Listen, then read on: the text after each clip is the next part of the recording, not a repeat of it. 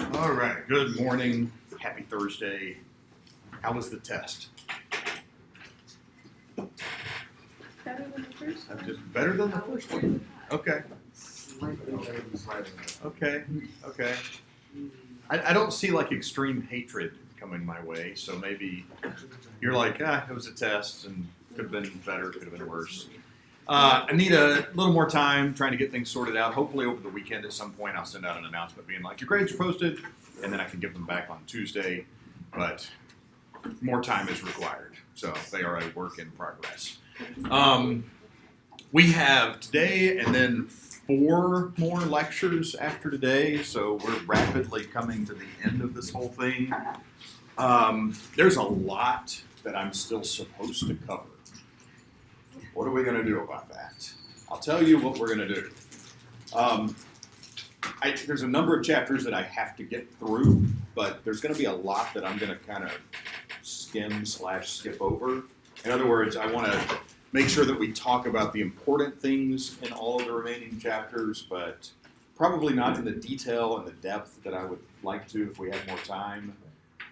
So that's just kind of how it has to be. You'll see here in just a second there's a number of slides, even in the rest of this chapter, that I'm just going to be like, let's just get rid of that. Don't worry about it. Don't even think about it, okay? So we have to cover chapter 9, 10, 11, 12, maybe a little bit of 13. It sounds like a lot, but like I say, the depth isn't going to be kind of what we've been doing up until now. Also, homework is coming, but we're not going to have long, extensive assignments. Basically, I'm just going to make sure that I give you a little bit of practice on sort of the important problems in each chapter. So we're talking maybe homework assignments on the order of like 3 problems, 3 or 4, just kind of giving you sort of the greatest hits in that chapter, if you want to think about it that way. Like the really important problem types that should be helpful as you try to prepare for the final exam, okay? So let's see if we can try to back up a little bit and get a running start at what we were talking about a very, very, very long time ago at this point. We were talking about momentum and how to deal with momentum in collisions. Remember that momentum is mass times velocity, And we said that in all collisions, momentum is conserved, meaning there's the same amount before and after the collision. We talked about 2 types of collisions, the elastic and the inelastic. In the case of the elastic collision, basically things just bounce off of each other. They're not damaged as a result of the collision. In that case, not only is momentum conserved, but also kinetic energy is conserved. No energy is lost in any other fashion. In the case of the inelastic collision, the stuff gets smashed, it's changed, it's deformed, it's broken, and some energy is lost. Yes, sir? Wait, so I remember the test problem said if they come together like this, and they stick, is the moment, even if they come to a stop, the momentum is still there. If they come to a stop, there is no more momentum. Oh. Yeah. If there's no velocity, there's no momentum. Yeah. In the case of if they stick together, we call that a totally inelastic collision. And in that particular case, they become one object after the fact. We did a bunch of work like, here are all the equations. We did 2 whole slides on equations. Most of the time today is going to be spent with some examples because all of this is just a mess in many different ways. You will see that for the most part, it's not as hard as this kind of makes it out to be. Okay, keep in mind that momentum just means what we have here, just add it up for every object that's colliding with other things, and you have to have the same sum on both sides of the equation. In the case of conservation of kinetic energy, we did this thing where we can combine these 2 equations, do a bunch of algebra, and it spits out 3 additional equations that you can use in the case of elastic collisions only. Okay, let's just do an example. I think that is the best thing to do going forward. So there's several problems here that I don't really care about. So look at this. Like, how far can I go with this? No, I'm not going to keep. Well, actually, no, let's do this one. We should do this one. That one's good. Let me give you a chance to read it, and then we're going to step through all of the multiple choice questions today sort of together. Yes? That is a Saturday. What a sad time for an exam, but yes. 2 weeks from this Saturday.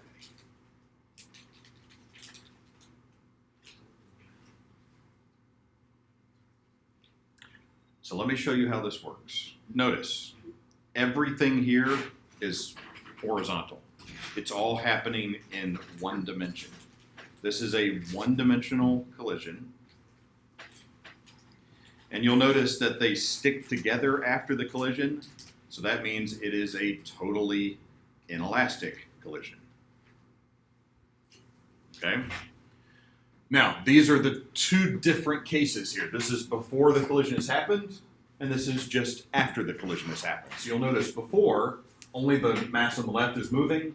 This one is not moving at all. So if I look at those two objects, this one has initial momentum equal to mv initial, but this one has initial momentum equal to 0. Okay, so one of them has momentum, one of them doesn't. After the collision, they are combined. They're stuck together and they share the same velocity. So we can say that the final momentum is m plus m, or 2m times the final velocity. Okay? So if I were to work out the sum of the initial momentum equals the sum of the final momentum, well, for starters, let's look at this first pane here for the initial. We've got mv initial plus 0, because only one of them has momentum. And then for the other side, we have m plus m times v final.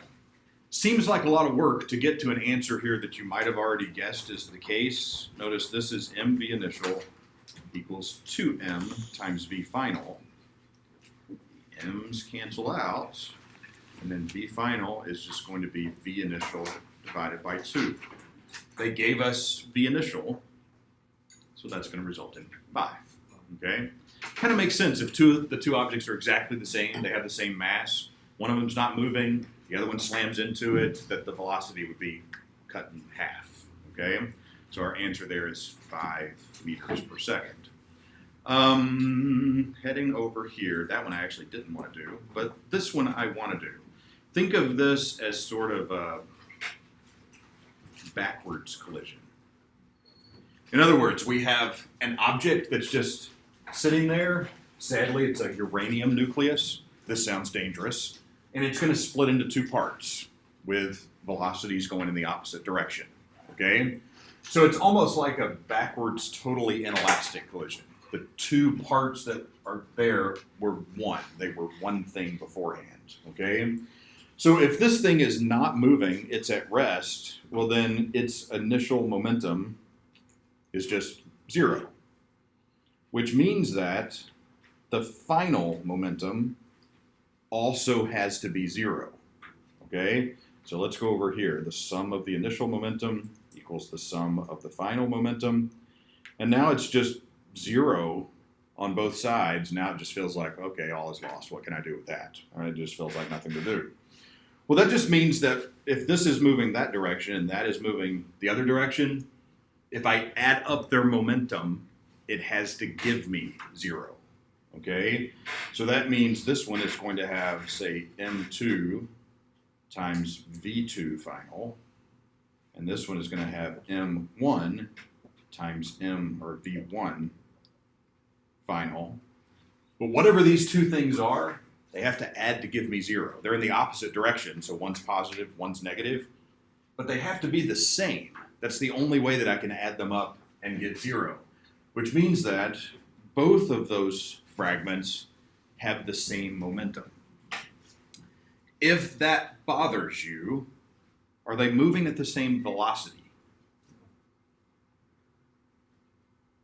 They have different mass, but they have the same momentum.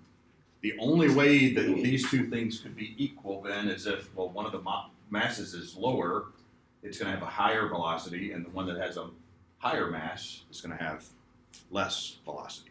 Okay? So while they have the same momentum, if I look at the next slide, they don't both have the same speed. It's not impossible to say the answer. Instead, if I want to know which one's moving faster, it's going to be the one that has less mass. Okay? Are we all still doing okay despite the fact that we just had nuclear fission, which seems like a problem? Okay. Amy and Gwen. Hello, Amy and Gwen, and a diagram from the 50s. It looks like a cartoon from the 50s, I think. You're like, when was the 50s? Like, I don't know, I've never seen cartoons from the 50s. I wasn't around in the 50s either, so I don't know, I'm making up stuff. Let's see, Amy, 150 pounds, Gwen, 50 pounds, are standing on slippery ice and push off each other. So if they're just standing there beforehand, how much momentum do they have? They have 0 initial momentum. So the sum of all the initial momentum is 0, which means that how much does the final momentum have to be? Has to be 0, because they have to be equal to each other.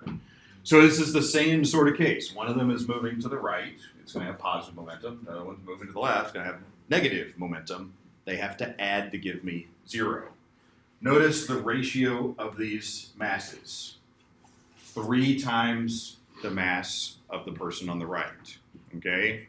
So if I want to balance these things out, that means that the lighter person has to be going 3 times as fast. Agreed?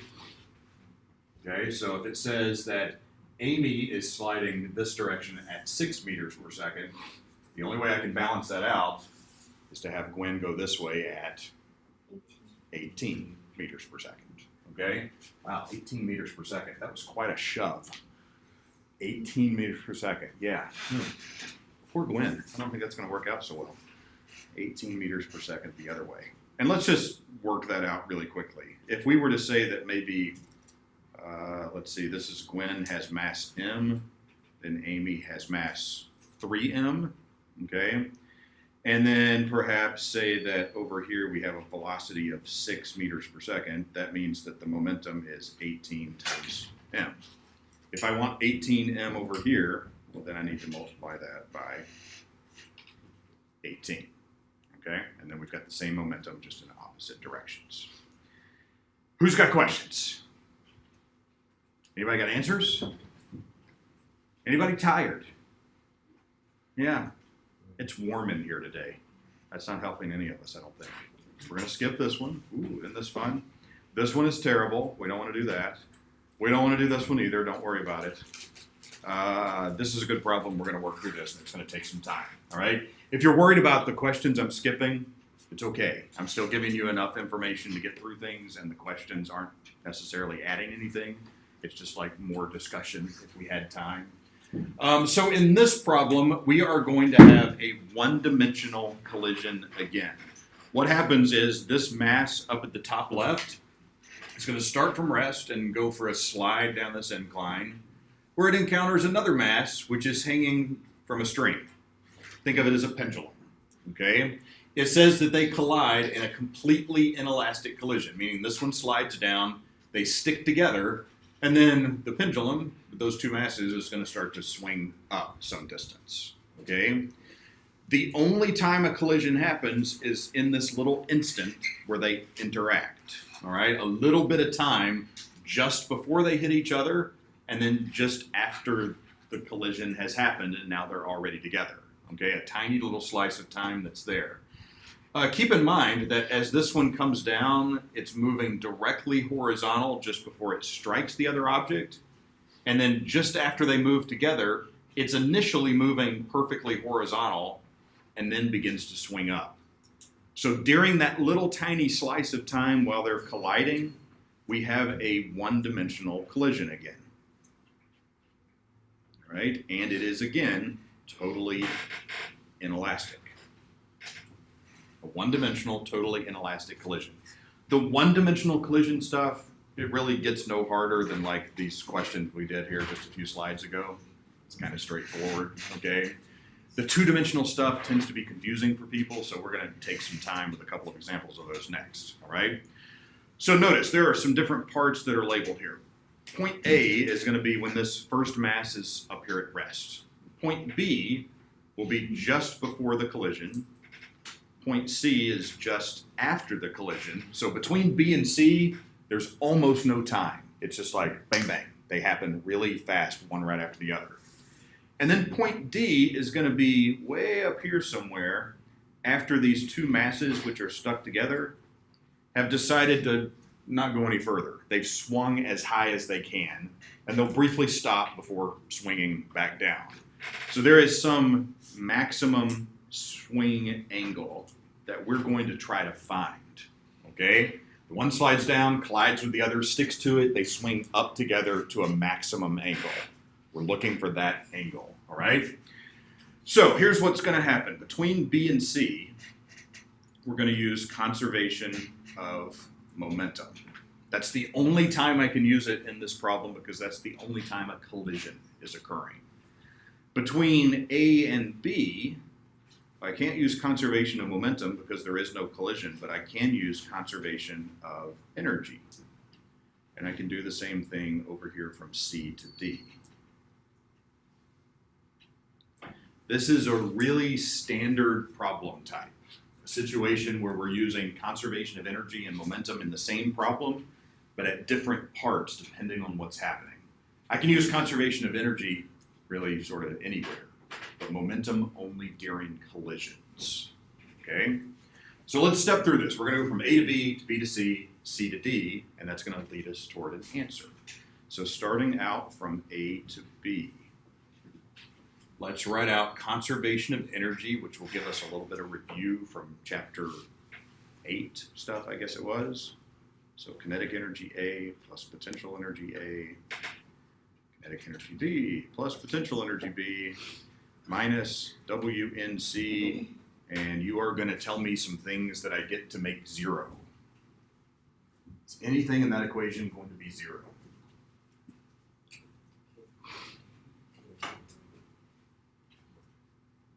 Which one?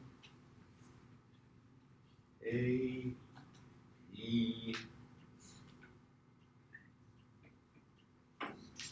K-E what? K-E-A?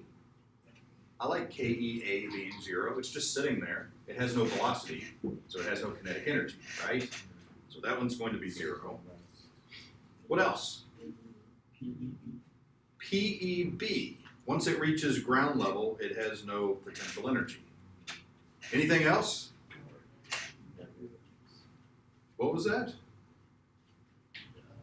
Friction. Ooh, yeah, so I can get rid of that last term because it says it's frictionless. So all the potential energy that A possesses at the top gets transferred into kinetic energy just before it collides with the other mass.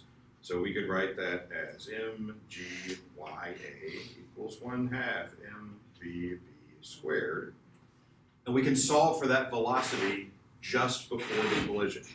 So the masses cancel out, and BB will be the square root of what? 2gya.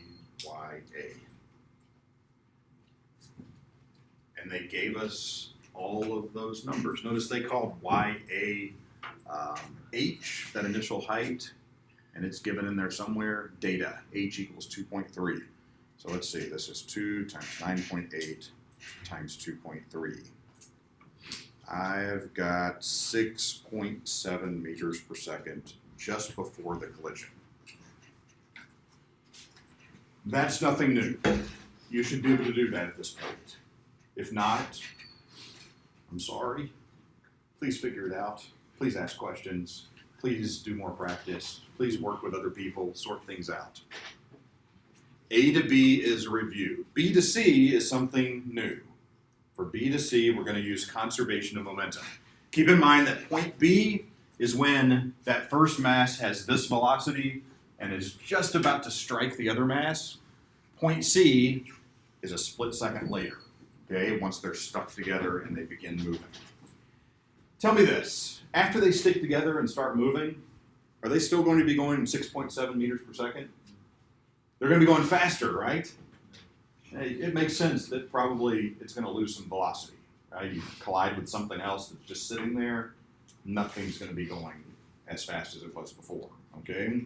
So we should get something less than 6.7 meters per second if we're doing this right. So conservation of momentum. The sum of the initial momentum equals the sum of the final momentum. And I'm worried about two objects in both of these cases. So before the collision, only the mass that's sliding is moving. So I could write down mass times the velocity at point B is the momentum for that object that's sliding. So let's write that. Sliding mass. Plus 0. The pendulum mass, it's not doing anything. It's just hanging there, right? It has no velocity. So the pendulum mass has no momentum at all, right? After the collision, they become one thing. So I have mass plus mass of the pendulum, and they have a velocity that they share, which is the velocity at point C. So it's not too hard to find how fast they're moving just after the collision. So VC is going to be mVB over m plus the other m.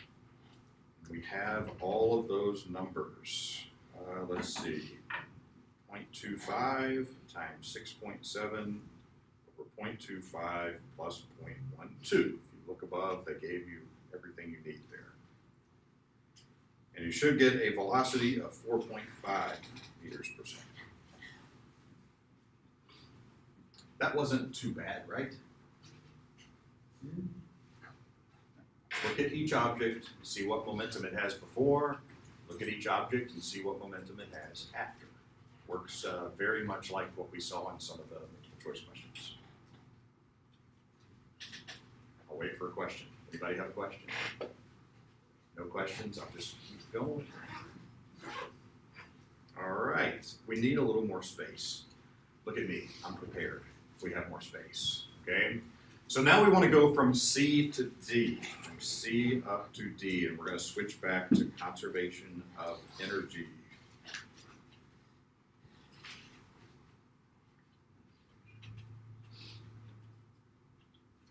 And let's see if we can get rid of some things once again.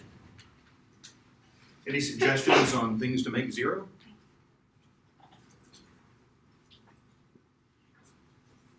Let's go back to the diagram if that helps.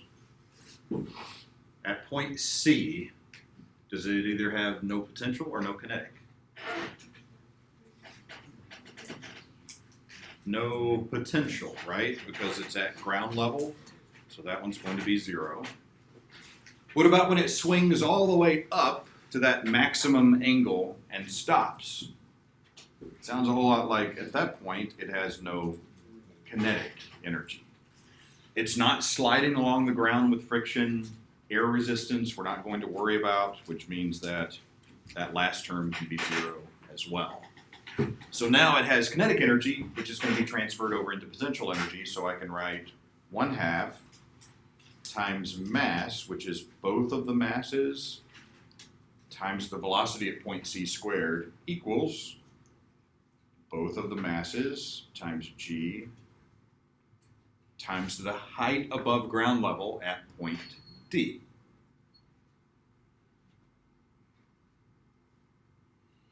And at least in this particular case, notice I have the same sum of masses on both sides, so we can just cancel those out. That's gone and that's gone. And I can solve that for yd, which is going to be vc squared over 2g.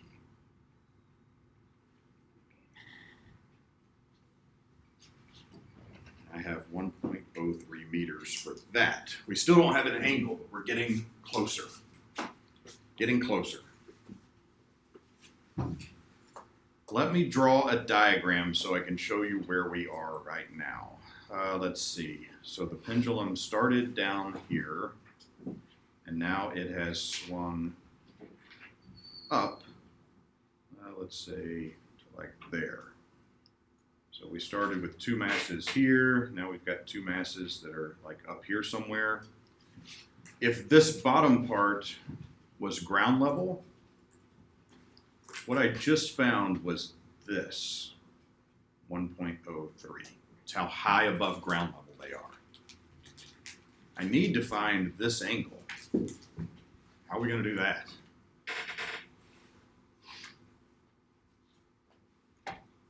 What other things do I maybe know in that diagram? Any other distances or lengths? Yeah. We have the length of the pendulum. If you go back, notice it says that length is 1.75. So that means this whole thing is 1.75. What else?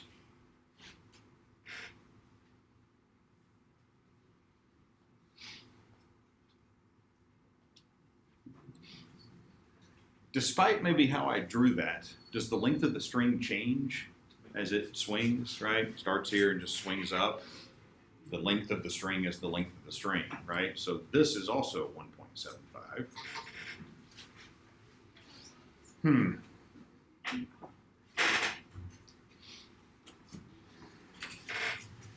You might start to see the triangle we're going to solve inside there. Okay. I know the hypotenuse. I need the angle, but I also need, let's see, the distance of just this part. Right? I don't want the whole thing. I want that adjacent side. And I can find that adjacent side because it's going to be 1.75 minus 1.03. Right? It's the whole length minus that little height that we found down below. So that's 0.72. So a little bit of geometry and then some trig to sort of get to the angle that we want. All right, so now we can say that the cosine of theta is 0.72 over 1.75, so I can solve for theta and get 65.7 degrees. Da, da, da, da, we have an answer. Questions? Smiles? Happiness out there somewhere? You're ready for the semester to be over? Need more break? Need a nap? Need me to stop talking? You want to be somewhere else? Where else would you like to be right now?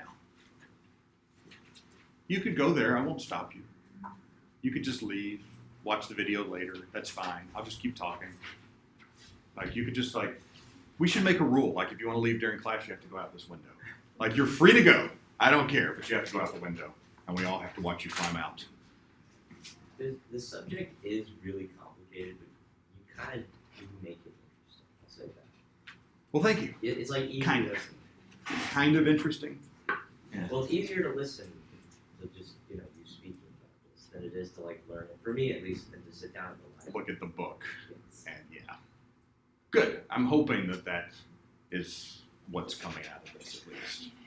And if you need to, you can review all of these words later. Yeah, you thought of a question. It's not related to this. But like, It's not related to no, this. it's not. So like for registration, physics department, what's going on? What's It's all staff. What's going on? Probably, that's a good question. I don't know. What's going on with registration in the physics department? I'm told that they are generally very late with these things, Great. at least in the physics department. And you may not find out who's in what classes until like after everything is said and done. I don't know why. They should really post who's teaching what sooner. But Are you teaching out of 2:30 my next semester? hands. I'm not. You're going to get the pleasure of someone else, and you don't have to deal with me after this class. So congratulations. Yay. There's other options out there, and they could be way more interesting. Maybe they come in and like blow things up and throw things around, just do stuff that I don't do. I don't know. Does anybody have a question about this problem before we do more examples? Anybody, anything? When you asked for it, it's an off-topic question. I thought it was going to be like, "What'd you eat for dinner last night?" or something just completely random. What did I eat for dinner last night? Spaghetti. Spaghetti. It was tasty. Now I'm hungry. I should just go home and eat that again right now. Can't do that. Instead, we have to do another example of a two-dimensional collision. Two-dimensional collision. Let me go ahead and warn you in advance, this is tedious. So if you need to, take a deep breath, stand up like in the middle at some point and do a couple of jumping jacks, like whatever it takes. It's tedious, mostly because there's a lot of subscripts, okay? The subscripts are there to try to help us keep track of different things, but understand that trying to copy it all down can be a bit much sometimes. So let's see. In this particular case, we have two masses. They are traveling with two different velocities, and they're moving at two different angles, and then they're going to like slam into each other. And then it says, again, they collide in a completely inelastic collision, stick together, and off they go some new direction together, all right? So it's going to take us a minute and most of the time to do the problem just drawing the diagram to try to sort out what's happening. Oh, someone's going through the window. No, that's not going to happen. Goodbye. You can all leave if you want. It's fine. Like I say, I can't hold you here. Let's see. So, first mass. Oh, wow, that was an impressive change. Huh. That was shocking. Oh, interesting. So the first mass, M1, 5 kilograms, traveling at 4 meters per second in a direction 30 degrees north of east. So let's draw a nice big diagram down here that is an XY coordinate system. Plus X plus Y. All right? Let's say that the collision is going to happen like right at the origin. I find that the easiest way to keep track of things. So think of at the origin is where bang happens and other stuff occurs. Notice it says at the end of the problem that the two masses move together with a final velocity that points due north. So let's go ahead and draw that part in. We know that they're going to go together and just go straight north after they collide. So now we've got, let's just draw this as 1 and 2. They're stuck together and they're moving directly north at some final velocity. We don't know what that is. That's going to be one of the things we try to find. And yes, we're saying positive y is north and positive x is east, just in case you want to keep track of that. Let's see. So mass 1 is going to come in from some direction and at the origin hit the other object. It says that it's moving 30 degrees north of east. So in other words, 30 degrees north of east is kind of off this direction, which means it's moving like in that direction, if that helps at all. It's just like before it can continue past the origin, it slams into the other object.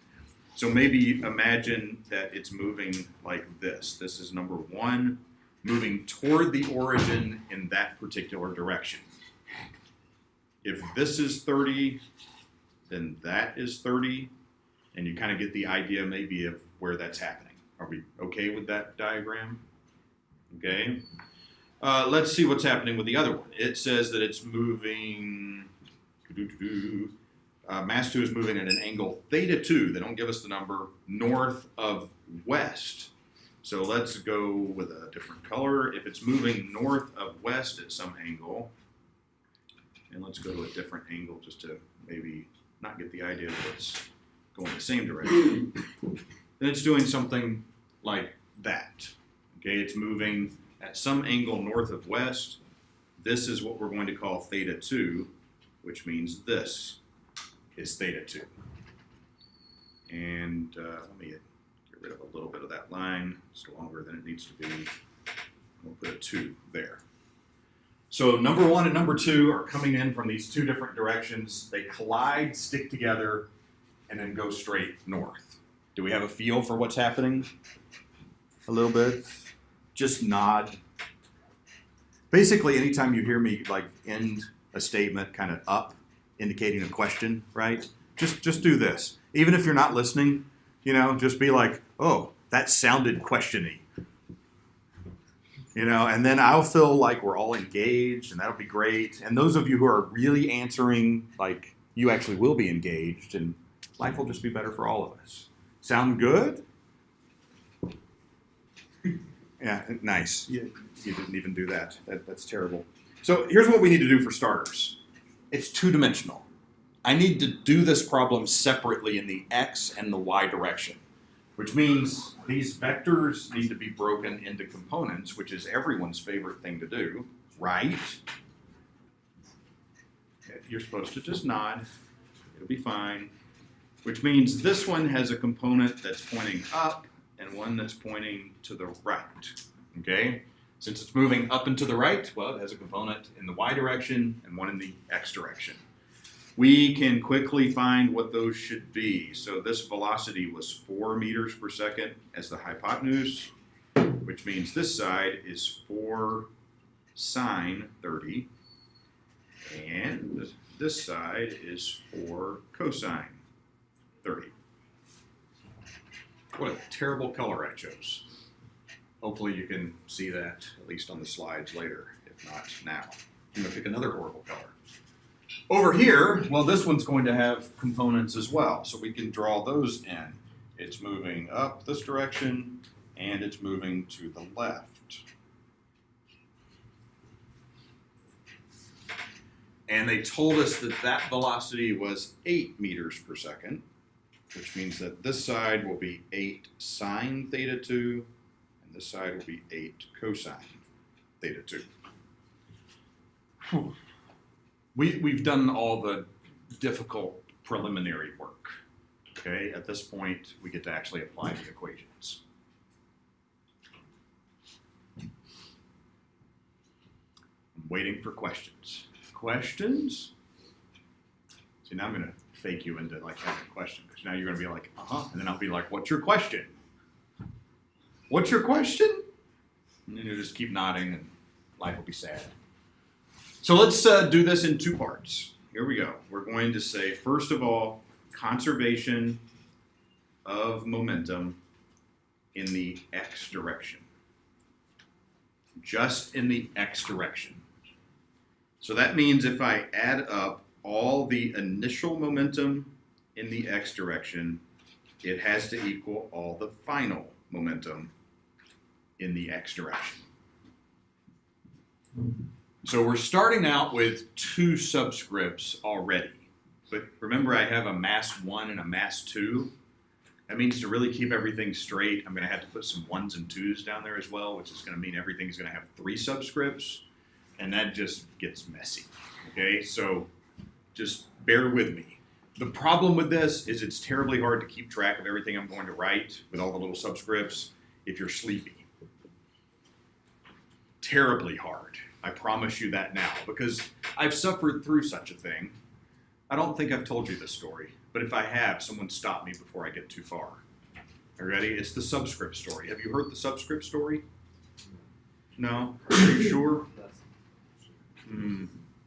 See, there was this graduate class that I had. I don't remember what the symbols were, but let's just X. But then the subscripts were like all Greek letters for whatever reason, and there were like 5 of them. Right? I'm running out of Greek letters. I have like, what else can I put down here? How about like something like that?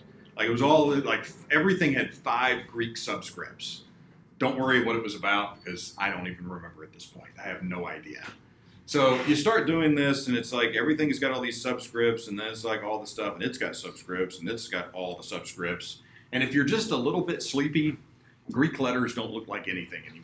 Right? Because you're just kind of like, I can write this down.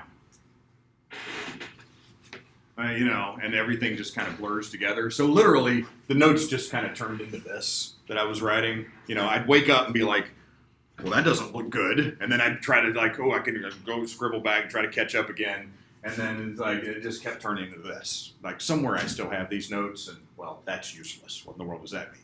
The problem was that, you sure you haven't heard the story? Because I feel like I've told it this semester, but it must have been some other class, some other place. The problem was that the guy who was teaching this, he was like 75, right? And for whatever reason, he liked to sort of hang himself from the top of the chalkboard as he wrote. You still haven't heard this, you promise? Okay? So he would hold on to the top of the chalkboard like this and write, but he wouldn't write like this. It was like this the whole time. And he would just kind of go across the board like so. So clearly it's like I'm trying to write things down, but I'm always like a minute and a half behind, right? Because he has to clear himself out of the way so I can see what he wrote. And by that point I've fallen asleep and I'm trying to keep up with the Greek subscripts and just all is lost, right? But there was another confounding issue, right? Chalkboard, he's standing really close to it and he has a little bit of a belly, right? Kind of like so. And the belly was dragging across the chalkboard. Which means that there's all the stuff is written, but then there's just like a swipe down the middle of it, and he's covered in chalk, And now, like, I'm writing this, but I don't know what he wrote because he just erased his own work.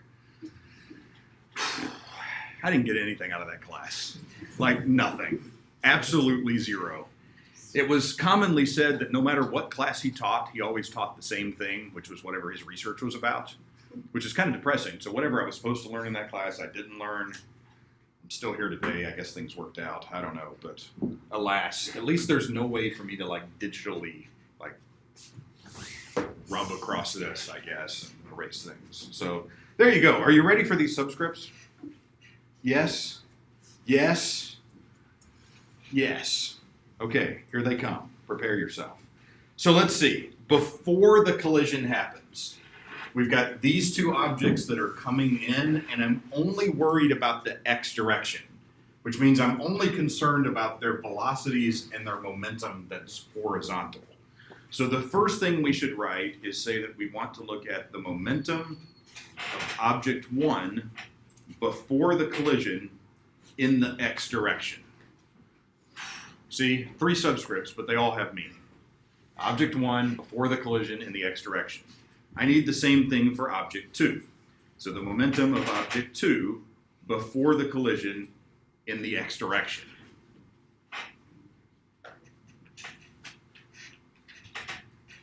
After the collision, I'm going to save you some work.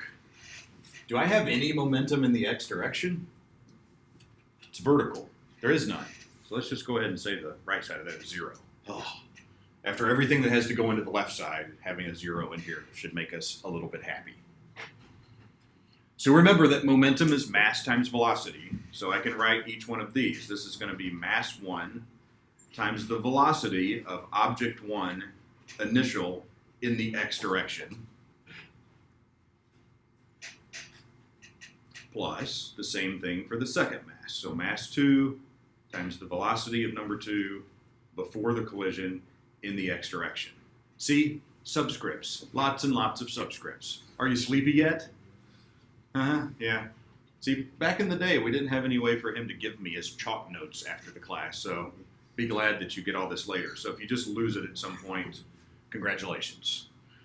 So let's see, what do we know here and what do we not know? We know the two masses, they gave us that, and we've already done the work of figuring out what these velocities are in the x direction, so we can just plug all that in and see if there's anything unknown. So mass 1 is 5. Velocity 1 in the x direction is 4 times the cosine of 30. It's pointing to the right, so it is positive, right? Mass 2 is 7 kilograms. And this one is pointing to the left, so it's going to be negative 8 cosine theta 2.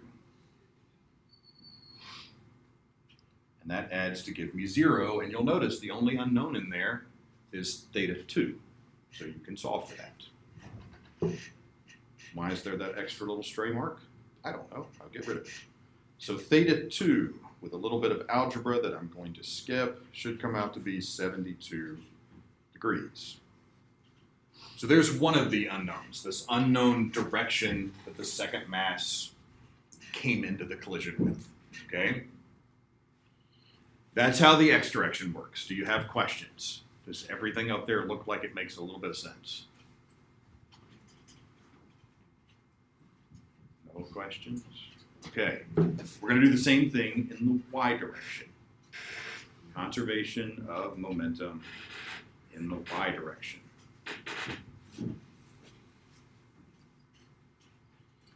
And basically the same thing applies. We're going to do a lot of the exact same stuff with subscript y's instead. So we've got the sum of the initial momentum in the y direction equals the sum of the final momentum in the y direction. And then I've got two objects to deal with. So we're going to have momentum of object 1 initial in the y direction plus the momentum of object 2 before the collision in the y direction equals, they stick together and move in the y direction. It's not going to be 0 this time, but I don't need to have two different momentums over here to the right because it's all just one thing moving. So let's just call that momentum of 1, 2. like they stuck together, times final in the y direction. Ooh, we made it to 4 subscripts. Fantastic. Okay? So by this, I mean the 2 objects together after the collision in the y direction. So everything here has some meaning. Let's see. Before the collision, we had these 2 velocities going up. We know that they're going to be involved, but let's go ahead and write out the next line completely first. Let's see. M1 times V1 initial in the y direction plus M2 times V2 initial in the y direction. That should look just like what we had above. And then for the momentum in the y direction of them combined, we've got M1 plus M2 times V final. That V final is all in the y direction, so that's good enough.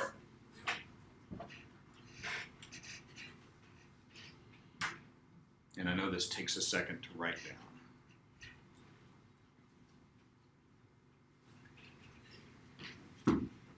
So you should kind of know what to expect on the next line, right? We have the 2 masses, 5 and 7, and we have these 2 components of velocity that point vertically. We're going to use all of that. So this one is 5 for mass 1, and we have 4 sine of 30 for its velocity. Mass 2 is 7, and we have 8 sine of theta 2. Let's not write theta 2. We know that that's 72 now.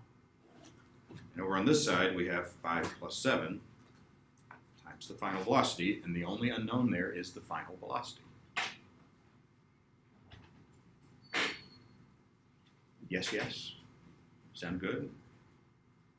You can solve that for final velocity, I think.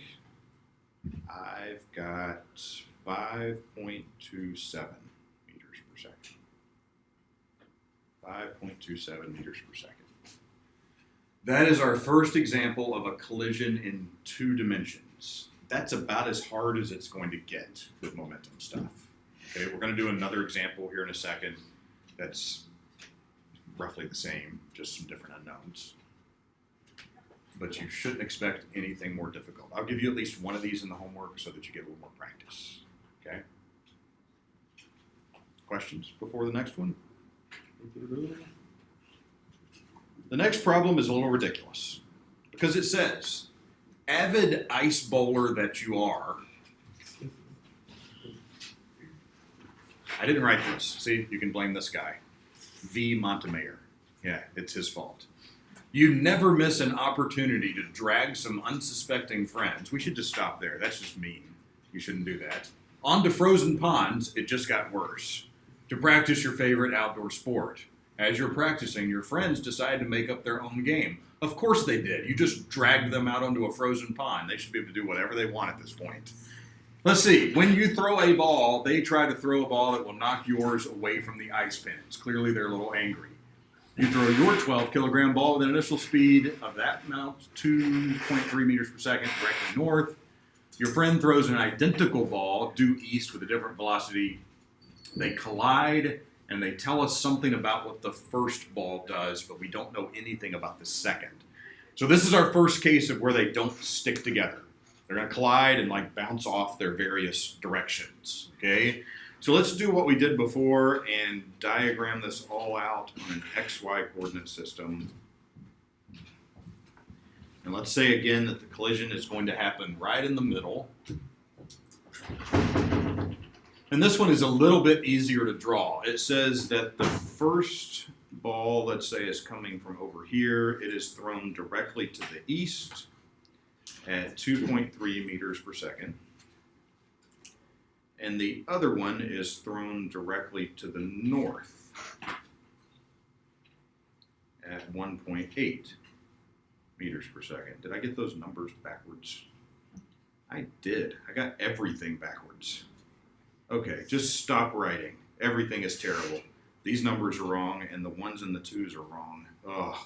Go back and read here. The first one is 2.3 directly north, so the 1 is down here. And that's the 2.3. And the second one is thrown to the east. at 1.8. There we go. That's better. My apologies. And then whammo at the origin, and then they tell us what happens to the first ball. It says that it goes at 2.0 meters per second, 47 degrees north of east. So we know that after the collision, one of them goes kind of off this way at 2 meters per second, and this is 47 degrees. And that is ball number 1. We don't know what happens to ball number 2. We're going to try to figure that out. It could go anywhere. We have no idea at this point. So real quick, let's break this into components, because we know we're going to have to do this in the x and y direction separately. So this will be 2 sine 47. This is 2 cosine 47. And then we're going to do the same thing we did before in the x and the y direction separately. So first of all, conservation of momentum in the x direction. Conservation of momentum in the x direction. So the sum of all the initial momentum in the x direction has to equal the sum of all the final momentum in the x direction. And this time I have 2 objects before they collide, and they stay as 2 objects after they collide, okay? So let's write this out in some detail. So first of all, we've got the momentum of object 1 before the collision in the x direction, plus the momentum of object 2 before the collision in the x direction. And then afterwards, we have the same thing. Momentum of 1 final in the x direction, plus momentum of 2 final in the x direction.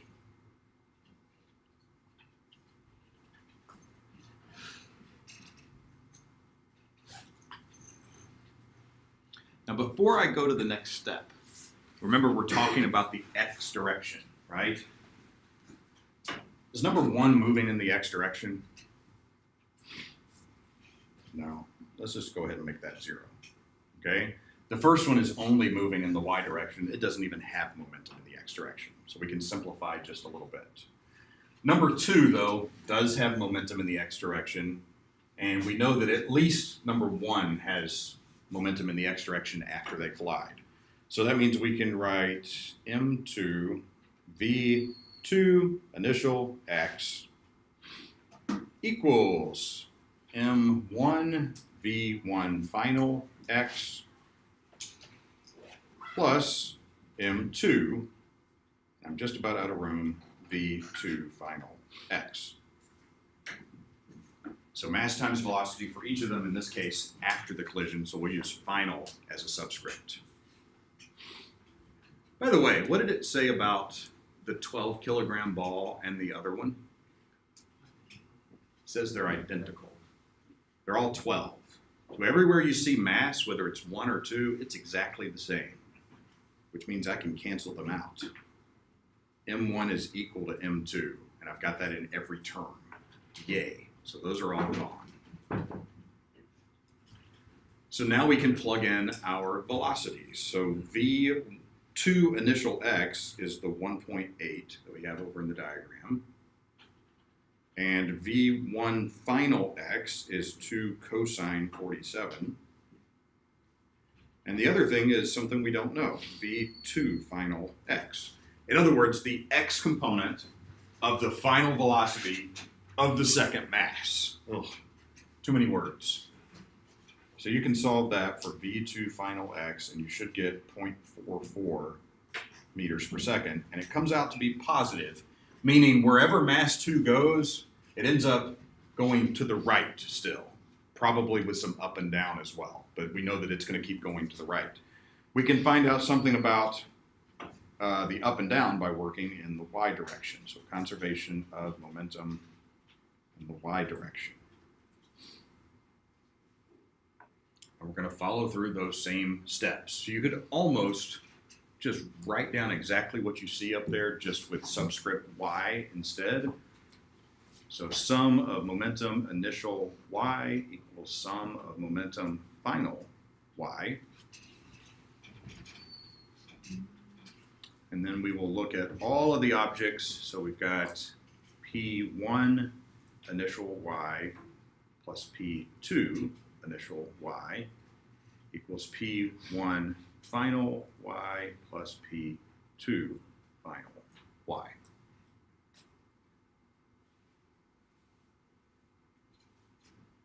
And which one of them doesn't have any initial momentum in the y direction?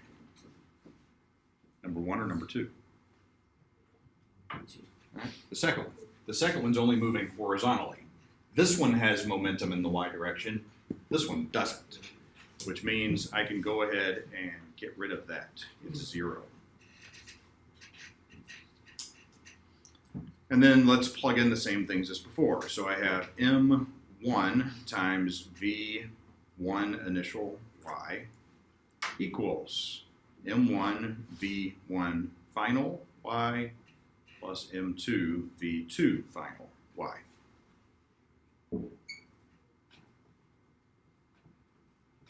Again, all the m's are the same. So let's cancel them out.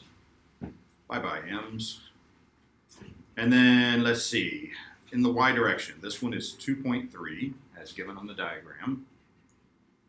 V1 final y is 2 sine 47.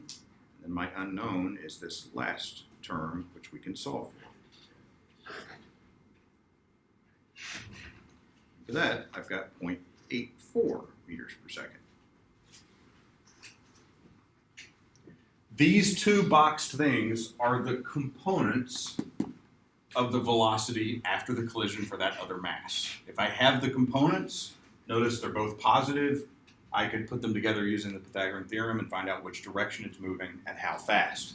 So if we wanted to just sort of draw that in over here, we know that my second mass has a component in this direction and one in that direction. So I know that it looks like it's going off something kind of like this. Okay, this one is 0.44, this side is 0.84. We can solve for the hypotenuse and the angle, and I'll write that down. You should know how to do that at this point, hopefully. So V2 final is the square root of 0.84 squared plus 0.44 squared, which is 0.95. And the angle can be found from the inverse tangent of 0.84 over 0.44, which is 62 degrees. So you can see the way we've drawn this is pretty accurate. It was 47 for the first mass, 62 for the second one. So you can imagine they come in like this, collide, and then they go off at slightly different directions at different velocities, okay? Now, if any of you like to play pool, right, now you can do all the calculations you need. It's gonna be a very long game, very, very long game. Be like, okay, I need to hit that ball with the cue ball, and I can calculate where all of them are going to go afterwards based on these collisions, but it's going to take a long time, a very long time. But computer simulations of such games, this is what it's doing, okay? I can calculate where all of the balls are going to end up after they collide with each other. That is all of the momentum stuff for now. Does anyone have any questions? There's one other brief topic in this chapter that I want to talk about, and then we'll basically be out of time for today. Anybody? Okay. So here's what we're going to do. And by the way, there's kind of a hard break here. For whatever reason, this topic exists at the end of this chapter to sort of get us ready for the other chapters. Why is it at the end of the momentum chapter? I don't know. Just don't worry about that. It's kind of an intermediate topic. And this is a concept of center of mass. Let me go ahead and warn you up front. You are not going to have to worry about calculations on this. Normally, I would make you do that, but we're short on time. I just want you to get the idea down and understand what we mean. Center of mass is something that we've been using the entire semester, but we haven't said so. We haven't described it. We haven't said that that's what we're doing, but you've been doing it. For instance, if we had done a problem and we said, hey, I give this table a push in that direction, and we say the table is at this position and it goes to that position, think about what we did when we did that. Is the table at a position? Like if I were to specify it is x equals 4 meters from the wall, what part of the table, right? Like maybe it starts at like 3 meters from the wall and goes to 5 meters from the wall. It's not at a single location. It's in many locations. It's spread out. Instead, what we did was say, hey, let's just kind of pretend like sort of at the middle of it is where it's located. We pretended that we could make an assumption that all of its mass is at one location, at one point.